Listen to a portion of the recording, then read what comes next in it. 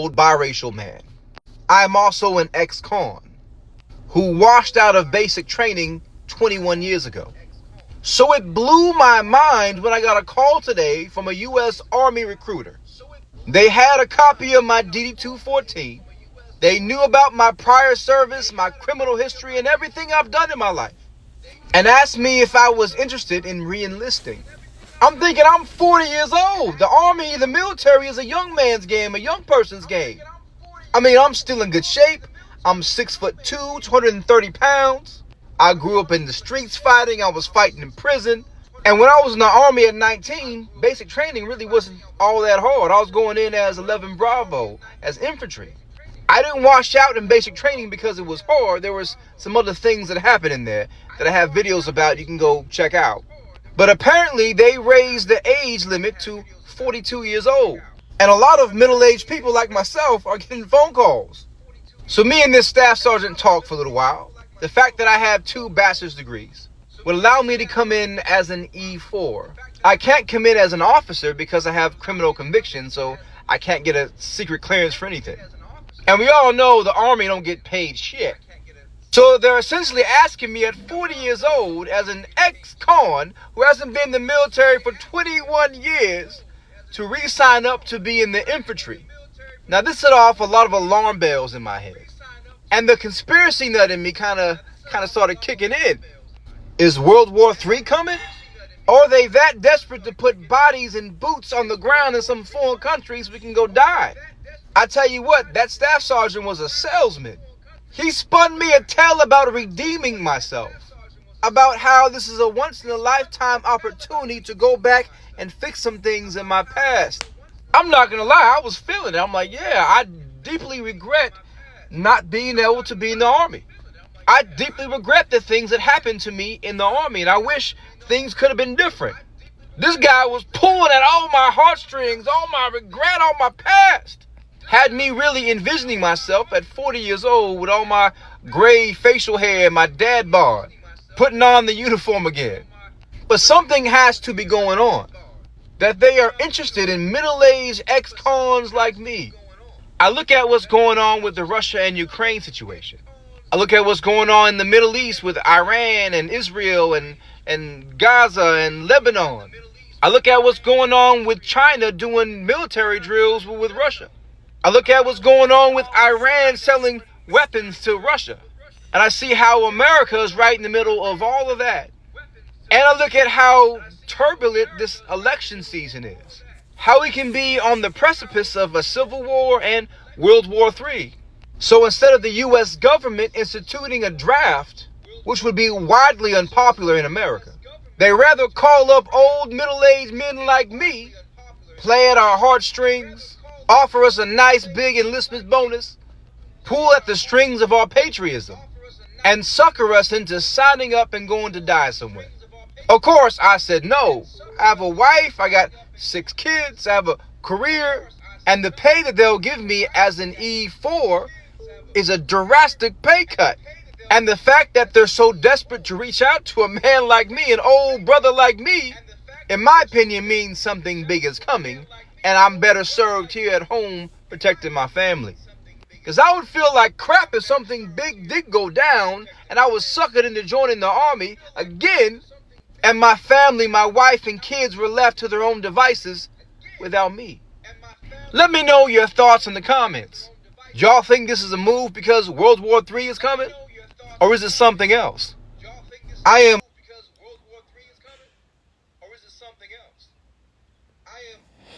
Shalom, shalom. What's up? I give all praises to the Lord Yahweh, Bahashem, Yahweh Shai, Bahashem, Rakakadash. My name is Brother Napak from the Camp Prophet in Babylon, down here in Tampa Bay, Florida. And I want to give double honor to elders and apostles of Great Millstone. Peace and blessings to the hopeful elect and the ones listening in. And I want to get into a short, quick lesson. I'm going to call this lesson, War is on the Horizon. They're about to start drafting. All right? Because as you was watching this video, he had this 40-year-old, he's in his 40s. This is a, older man. All right. And usually, the military don't draft older people that's around this age. All right. But they had called his phone. You know, the recruiter called his phone trying to recruit him into the army. All right. And like he said, you know, this dude was a good salesman. This dude, you know, he literally made him start really rethinking about his decisions in life and thinking about joining back the army. You know, so as you can see, you know, with everything that's going on right now in the world, you know, we're coming into that time of WW3, man. World War III. Everyone, you know, not everyone, but people that's watching, we know it, man. We see it. You know, you see the articles, the news articles, the things that's going on in the world. The whole thing, like you said, with Iran and Israel, and Iran supplying Russia with weapons, all these different things that's happening. The Ukraine and Russia, America is in the middle of that. All right, so war is on the horizon, man. All right, and a lot of people don't see it because they're being blinded and they're being, rocked to sleep. Continue to be rocked to sleep with all these distractions, with all this, you know, Diddy mess, the elections, all of that, man. You know, they continue to be rocked to sleep, and they're missing out on everything that's actually going on, the elephant in the room. All right. You know, they can't see the elephant in the room. So when all this do pop off, a lot of people are going to be caught off guard, you know, but brothers have been prophesying, you know, brothers have been saying this for, you know, years and years on, you know, now it's actually starting to come to pass, and people are going to be looking crazy, man. All right. Because they didn't listen, because they wasn't hearing, because they wasn't, you know, watching. All right. So, I want to go ahead and just go straight into it. Revelations 11 and verse 14. The second woe is past, and behold, the third woe cometh quickly. All right, so that second woe, World War III, which ended around in 1945, that passed, man. You know, and it wasn't too long ago. But behold, that third woe is coming quickly. World War III is coming quickly. We're in those times now here in 2024, going on to 2025. You know, we're in those times of great, you know, tribulation. All right. You know, then he started talking about, you know, everything with the elections. And, you know, it looks like, you know, about to be a civil war with that. All right. And then you have World War III. So he was like, you know, it's like these people trying to get me out to go fight out here. But I got to be able to be prepared for my family and watch over my family, see how, you know, take care and protect my family, you know, because everything that's about to come to pass, everything that's about to come here, everything that's about to, you know, blow over, or not blow over, but spark up, Salakia. You know, everything's about to spark up. You're seeing it slowly happening, you know. And Jake not watching, man. Jake is not watching. They're not prepared. They're not watching, you know, so they're going to get caught off guard, you know. But the ones that are watching, we're seeing, like, okay, this is about to happen. This is about to happen. This is about to go down.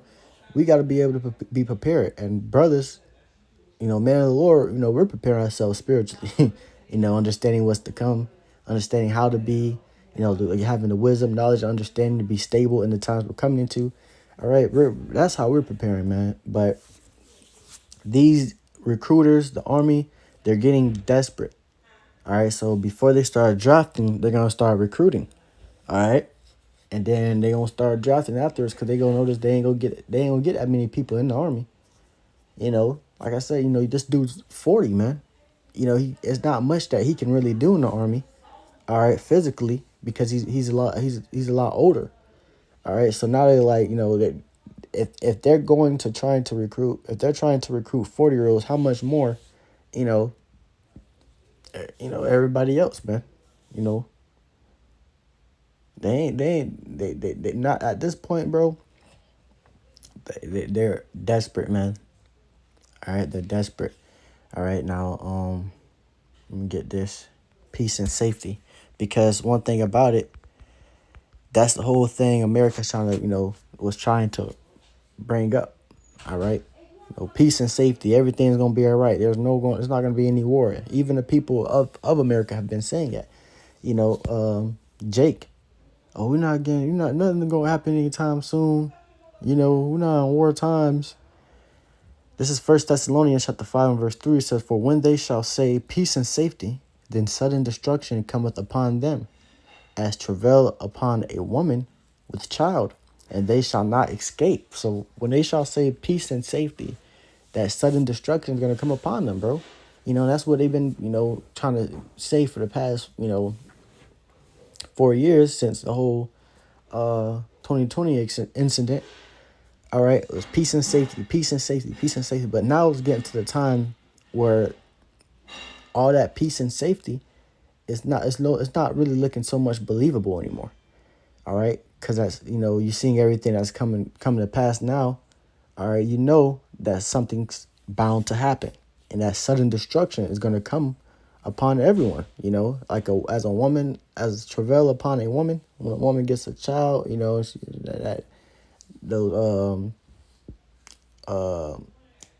what's it called? Right before she has that baby, she get those stomach pains and she feel it coming. All right, and that woman just she's in travail right now. But it says and they shall not escape. They're not going to be able to escape. All right. They're not going to be able to escape. They're not going because they don't know. They don't, they've been so much in the mindset of peace and safety. All right. Nothing's going to happen. There's no disaster coming upon America. All right. That they're not going to be able to escape because they were never prepared. It says verse 4, "But ye, brethren, are not in darkness, that day should overtake you as a thief." So, like I said, brothers, men of the Lord, bro, we already prepared ourselves spiritually, bro. We're preparing ourselves spiritually as of right now, understanding and knowing what times that we're in, and understanding what type of spirit we must be in to get through this. All right. So it's not going to overtake us like as a thief. When it happens, okay. We've been preaching this. We've been prophesying. Now it's game time. All right. We've been preparing for this. Now it's game time. Now it's time for, all this to pop off for real. All right. We're for to get right through it, bro. We're for to get through it through the Lord Yahweh Hashem Yahweh Shai. No one else is going to have the hope that we have, bro. Because everyone is going to be like, damn, what's going on? This happened out of nowhere. I'm scared. I don't know what to do. People are dying left and right. So no one's going to have the hope that we have, because we're going to have the hope in the Lord Yahweh Hashem Yahweh Shai, which ultimately he prepared us for this. He prepared us for the coming destruction. He prepared us, told us everything that was going to happen. All right, we tried to tell Jake. They didn't want to listen. They mocked and scoffed. So now when it's starting to come to pass, Jake and his bitch looking stupid. Let me get that real quick. I think it's Ezekiel 33 and verse 33. "Then shall I know a prophet have been among them. It says, Ezekiel 33, verse 33, "And when this cometh to pass, lo, it will come, then shall they know that a prophet hath been among them." All right, so when this cometh to pass, lo, it's going to come. Ain't nothing's going to stop it. People like, oh, it's going to all blow over. No, man. At the end of the day, it's going to happen because the Lord prophesied it. This was a prophecy. These end times, the hell we're going through, or the hell that America's going through, all this stuff that's sparking up, this is prophecy, bro. It's going to happen. And just because you don't believe, does that make, let me get that as well. Salakia, I don't want to butcher it. But I'm going to finish this scripture. Salakia. But it says, "Then shall they know that a prophet have been among them." All right. Then that's when Jake gonna know, okay,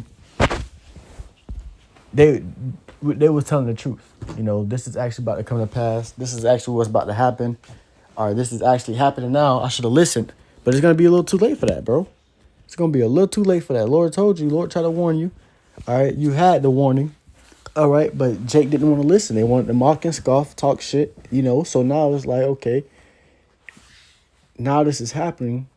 You're like, damn, bro, I should have listened, bro. I don't know what to do. Now you want to go try to find the prophets, and prophets are nowhere to be found. That's why the scripture says, "Seek me while I am able to be found, while I am near." So this is the right time. This is the best time to seek the Lord. All right, because you don't want to be out of Jacob's trouble trying to figure out what's going on, when everything's happening already. People like that, they're going to die. They're going to, they're going to be, they're going to get judged, bro. They're going to cast judgment because they don't know what's going on, It was like the people in the first 5 seconds of the movie when shit hit the fan. The people in the first 5 seconds of the movie, they all dying. That's how people are gonna be that don't know what's to come. All right. You had the one movie, Leave the World Behind. All right, when they had went on a vacation. All right, and when they went on that vacation, everything went into turmoil. In the city, but their vacation was out in the woods somewhere, a little away from the city. So they didn't know what was going on, but they started seeing little, signs and all this weird stuff that was going on with the house, weird noises in the sky, and the whole time there was a whole, war going on. All right. Hold on. Slovakia.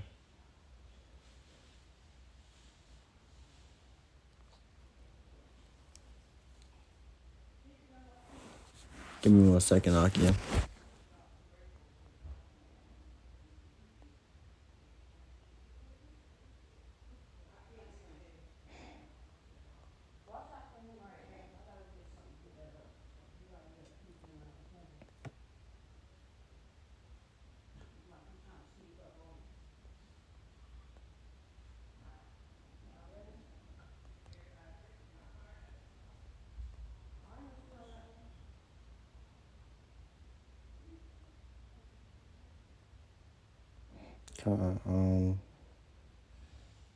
I think I found it.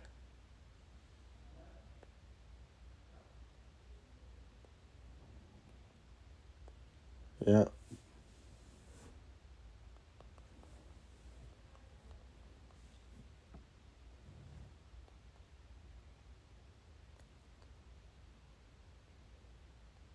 Yeah, Romans 3 and verse 3. Salakia, Akia. I mean, but I was just trying to find the scripture real quick. Romans 3 and verse 3, it says, "For what if some did not believe? Shall their unbelief make the faith of Yahweh without effect?" All right. So what if some did not believe, bro? Does their unbelief make the faith of the Lord without effect? All right. So everything, that is bound to happen, that the Lord say is going to happen, we have faith and we have belief that that's going to happen. We believe the Lord is going to come back. We believe the Lord is going to save his man. We believe that World War III is going to happen. We believe the MOTB is going to come up. We believe, all that's going to happen. But if you don't believe, does that really, it don't change nothing. You just going to be amongst the unbelievers when they all die. It says, verse 4, Yahweh forbid, yeah, let Yahweh be true, but every man a liar, as it is written, that thou mightest be justified in thy sayings, and mightest overcome when thou art judged. So, the Lord forbid, bro. Let Yahweh be true and every man a liar. All right? Because the Lord spoke of these things. The Lord said, okay, this is what's going to happen, this is the prophecy, this is how you know this. These are the signs how you know we're in the end times. All right? If you don't believe that, that's on you, bro. But at the end of the day, what's going to happen is going to happen, whether you like it or not. All right, whether you like it or not, man. But man, Lord willing, this lesson was edifying. I want to get on a short, quick lesson on that. I want to give all praises, glory, and honor to the Lord Yahweh, Bahashem Yahushua, Bahashem Rakakadash.